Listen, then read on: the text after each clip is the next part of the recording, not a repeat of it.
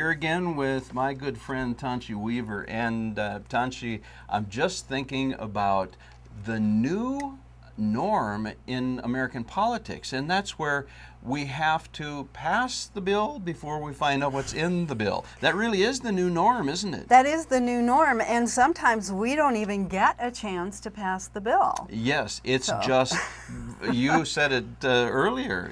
Well, in talking about Common Core, you know, when I speak to people about it and show them some of the things that it contains, everyone always says, who voted for this? And the answer is no one. We voted for the people who are doing who are this. imposing it through the executive branch. Yes, it's imposition. Right. And something that has become a discernible pattern, especially in our state with the summer studies, and now we've got the super committee that meets and writes legislation in the summer, along with the glorious stakeholders that decide what is best for all of us and do all the compromising before it even hits the floor. Are you on any stakeholder committee? I don't believe so. Last time I checked, I'm not either. So these my stakeholders, stake is in my state and my citizenship. That's right. But Common Core is an example. This is a proposal that a proposition that becomes an imposition. Isn't that the truth? It's a little like Obamacare and some other things. True.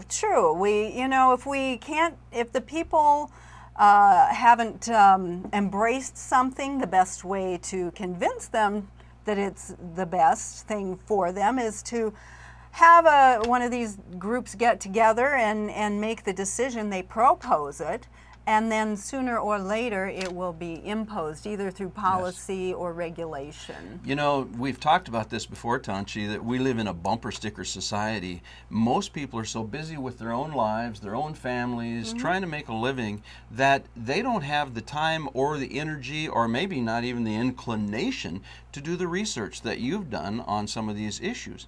Common Core sounds innocent enough. Well, it's like the shiny red apple, you know. Ask Snow White how that works out. Yeah, how'd that work out for her? That's right. So it might be poison inside, but that is just the latest example, and it is a huge threat to the future of our children. It's a threat because when you dig deep, you discover that it runs contrary to the principles that we believe in, that even the principles our country was founded on. Well, and it's very difficult to find any detailed information.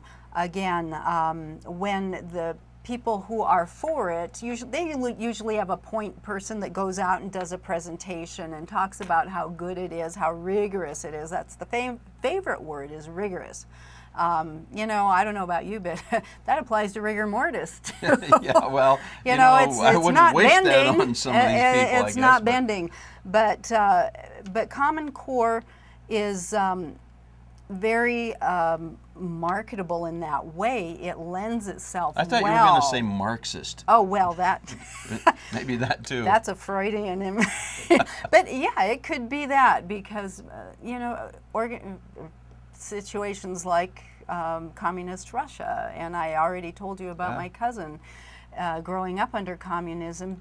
This is the way they approach education, and that does not educate the human part of the individual. We want to let children ponder the great questions of life and be the captains of their own ship. This system won't allow it. You know, if you're listening today and you're one of these people who loves what the NSA is doing about gathering data, collecting every phone call you make, every email you send or receive, if you like that, you're going to love what they're doing to your kids. Because from the time they enter kindergarten or preschool, they're collecting data on these little kids. They become lab rats, basically. They're not being formed academically. They're being trained. You know, Tanchi, I've reached a point in life where I don't give a bloody rip what the government knows about me because it's not consequential. Well, what they don't know, Gordon, they'll make up. There's a song with a line I love that says, freedom's just another word for nothing left to lose. Yep. And when you've laid it all down, you have nothing left to lose. But these kids have a lifetime to lose. That's and right. I don't want our government with a stack of data on my children or your children or our grandchildren that thick. And the bottom line is the government is replacing the parents. Yes, and the foundation of that bottom line is the question, do you trust care? your government? The answer to that, from my perspective and yours, is probably no. Not much. Not much.